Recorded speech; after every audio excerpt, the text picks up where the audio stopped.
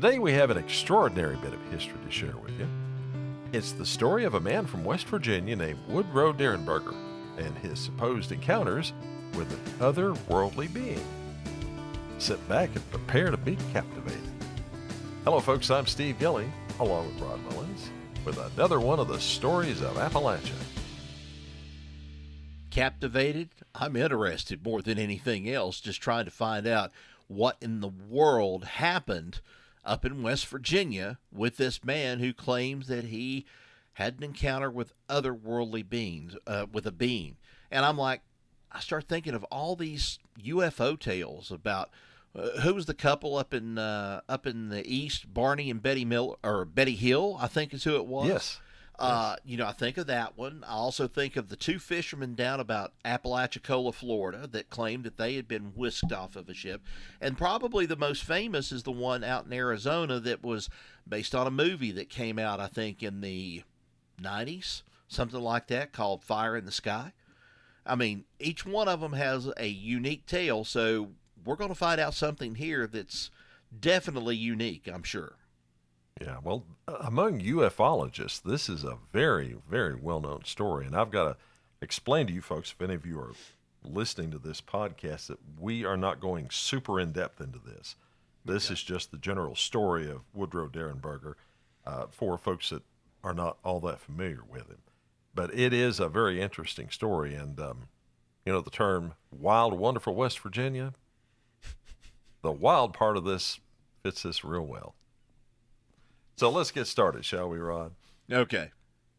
Woodrow Derenberger, also known as Woody, was a resident of Mineral Wells, West Virginia, who had an encounter that would change his life forever.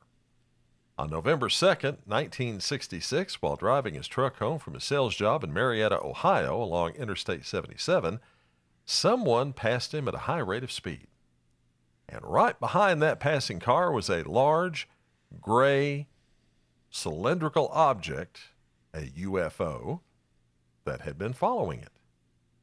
Apparently, the UFO lost interest in that car because it immediately turned directly in front of Woody's truck and, turning sideways, landed on the highway in front of him, blocking his way forward. And that's when things got strange, didn't it, Rod? Yes, they did, Steve, because Woody slowed down and came to a stop when he saw the object. As he sat there, he pondered what the heck that thing in front of him was and how he was going to get around it. I mean, common sense would tell you, hey, how am I going to get around this thing? Well, then suddenly a man emerged from the object and walked toward Woodrow's truck, or Woody's truck in this case, stopping at the passenger door while the object began to hover above the road.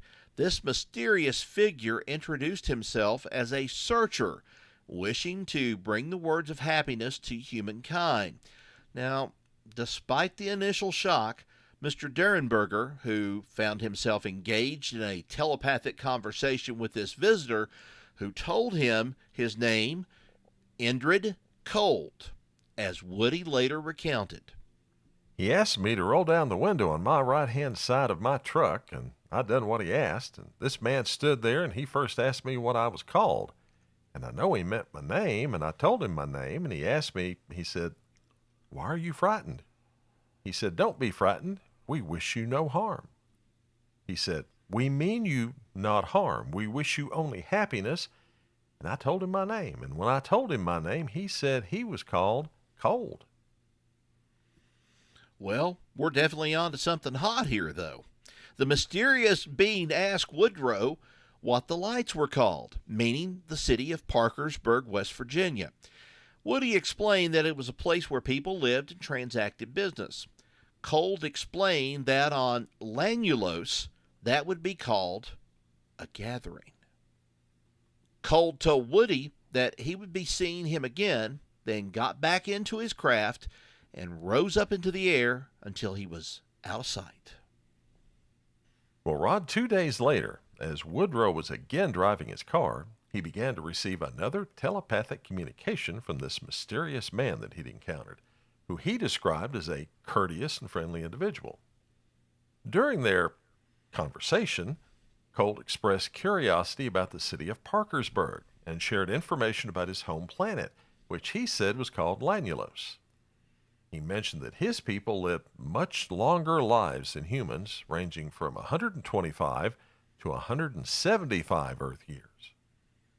In the weeks that followed, other reports of UFO sightings in the area seemed to corroborate Woodrow's story. However, skeptics remained, suggesting hallucinations, elaborate hoaxes, things like that. But Woodrow's encounters with Indrid Cold on the West Virginia roads weren't isolated incidents. Mr. Cold returned to visit with Woodrow Derenberger over the next several months, telling him that Lanulos was in another galaxy, which Cold called Ganymede.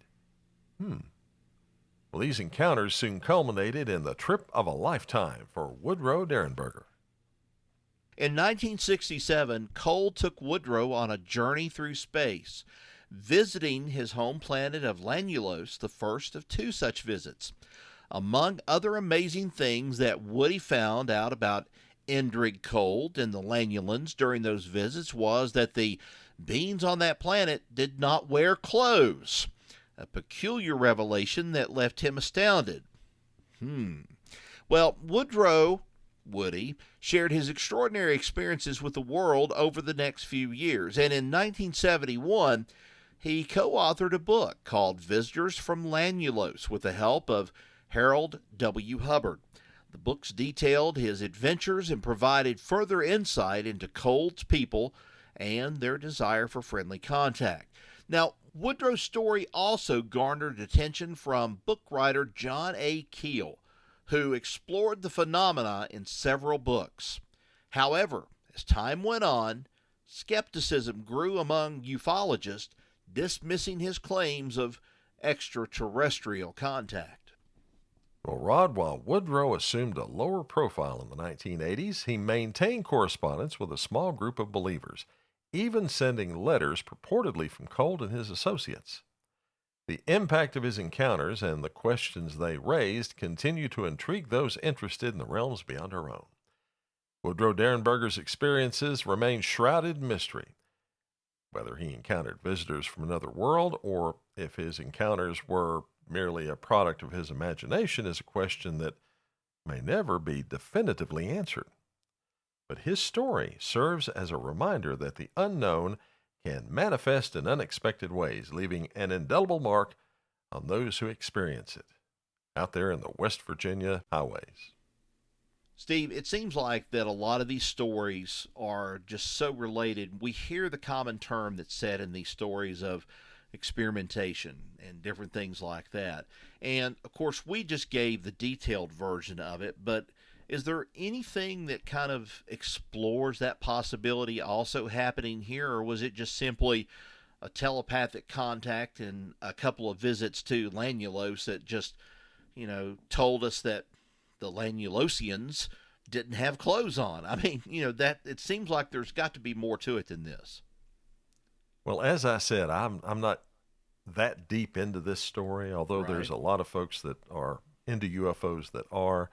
But my understanding is that it basically was what he was telling people that he experienced.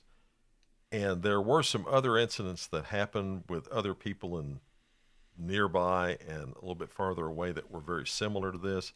Mm-hmm. And adding all that together, a lot of people really do believe this, that we've had first contact with this fellow from Lanulos. Wow. And I also got the attention, too, when you mentioned Ganymede. Ganymede is a moon of Jupiter. It is indeed. So I'm like, I start thinking, wow, where did that come from?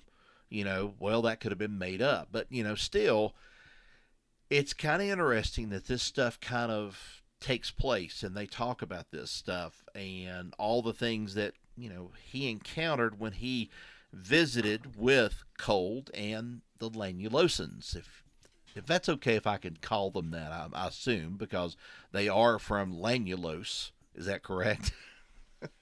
Well, I would assume you can call them whatever you want until Mr. Cold comes down and tells you no. Yeah, I guess so. Probably easy to understand, I guess, in human terms. Probably something like that. Yes, indeed. Now, this is just one of those stories we tell.